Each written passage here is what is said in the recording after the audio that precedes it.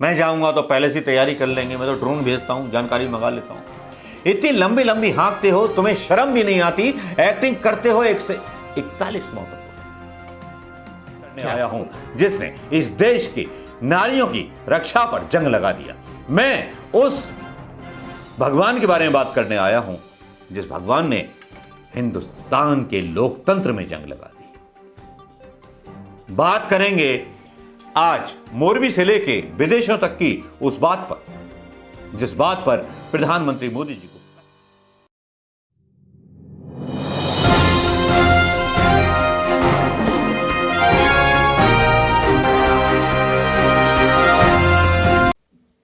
दोस्तों नमस्कार, जय हिंद, सलाम वालेकुम और सत श्री अकाल। जी हां, मैं मनोज कुमार शर्मा आजाद हिंद आवाज के लिए मोदी जी के भक्तों के लिए बहुत बुरी खबर और बुरी खबरों का एक सिलसिला लेकर के आते हुए। बुड्ढा कमीना, पता नहीं क्या क्या बोला जाता है भक्तों के द्वारा, लेकिन चलिए मंजूर है। मैं गांधीवादी हूं, मेरे गाल पर थप्पड़ मार लीजिए और आज 10 गालियां जरूर दीजिएगा, क्योंकि मैं आपके भगवान की पोल खोलने वाला हूं। मैं भगवान के उस जंग की पोल खोलने वाला हूं जिस जंग ने इस हिंदुस्तान को बर्बाद कर दिया। मैं उस भगवान की घृणा की जंग की पोल खोलने वाला हूं जिस जंग ने हिंदुस्तान को बर्बाद कर दिया। मैं उस भगवान की जंग की बात खोलने वाला हूं जिसने बेरोजगारी में जंग लगा दी, रोजगारों में जंग लगा दिया। मैं उस भगवान के बारे में बात करने आया हूं जिसने इस देश की नारियों की रक्षा पर जंग लगा दिया। मैं उस भगवान के बारे में बात करने आया हूं जिस भगवान ने हिंदुस्तान के लोकतंत्र में जंग लगा दी। बात करेंगे आज मोरबी से लेके विदेशों तक की उस बात पर जिस बात पर प्रधानमंत्री मोदी जी को कसाई कहा जा रहा है। कसाई, जी हां, इससे बड़ा शब्द किसी शासक के लिए नहीं हो सकता। एक तरह से तानाशाह इंटरनेशनल संसदें और उनके नेता बोल रहे हैं। कितनी बड़ी बेइज्जती और कितना बड़ा मुंह पे थूक पड़ा है, इसका अंदाजा शायद भक्तों आप नहीं लगा पाओगे, लेकिन अंदाजा तो लगाना पड़ेगा। जंग लोकतंत्र और मोदी के विकास में कुछ इस तरह लगी, जिले इलाही देश में नजर आने लगे। जिले इलाही का दरबार सस्ता है, सेट सस्ता है और एक सरकारी अस्पताल सजाया जाता है जिसमें कोई मरीज नहीं होते। मरीज भी संग के बिठाए जाते हैं।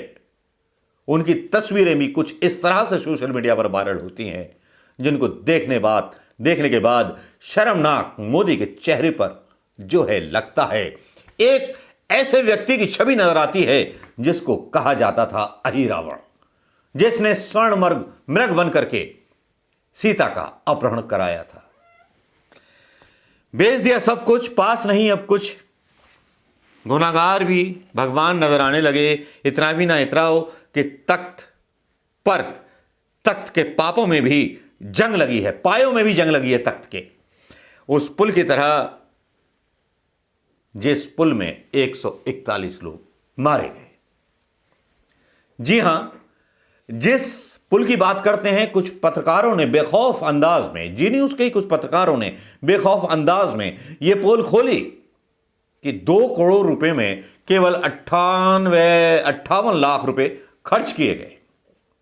जंग लगे हुए क्लिप, जंग लगे हुए पोल, इतना शर्मनाक था।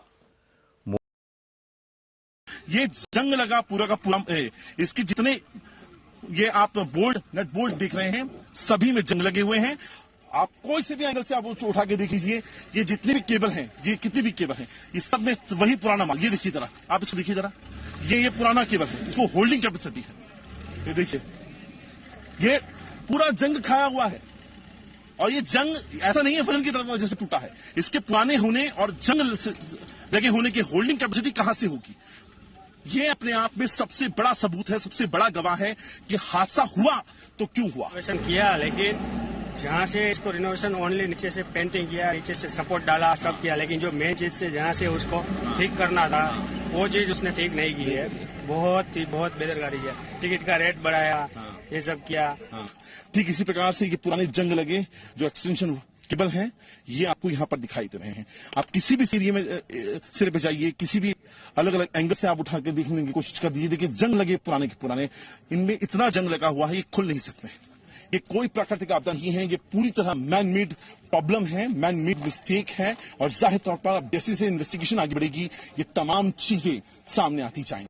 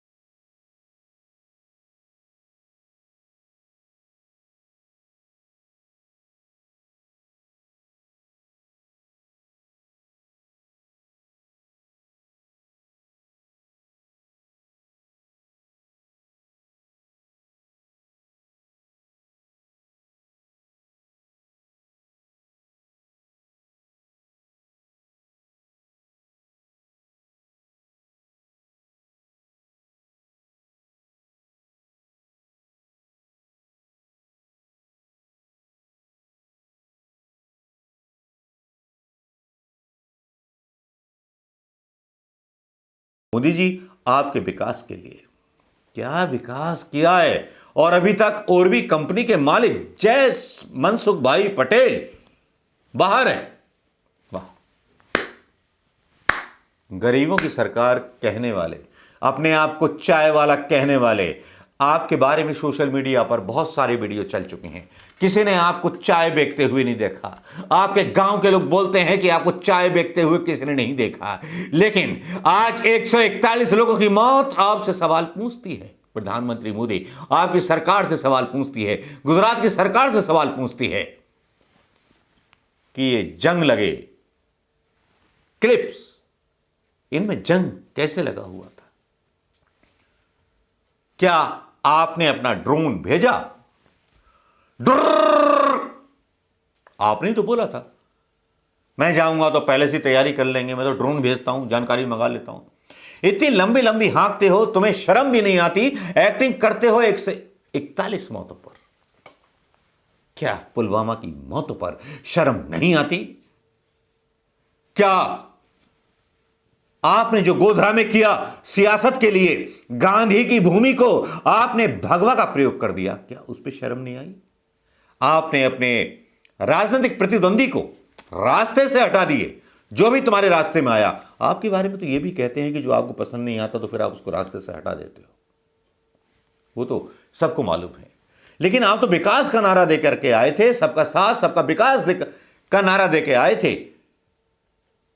और उत्तर प्रदेश में जो घटनाएं होती हैं उन पर आपका क्या कहना है? बिजनौर में आपके ही कार्यकर्ता लोग थाने में इतनी गंदी भाषा बोलते हैं और उसके बाद आप दावा करते हो कि आप जीतेंगे चुनाव।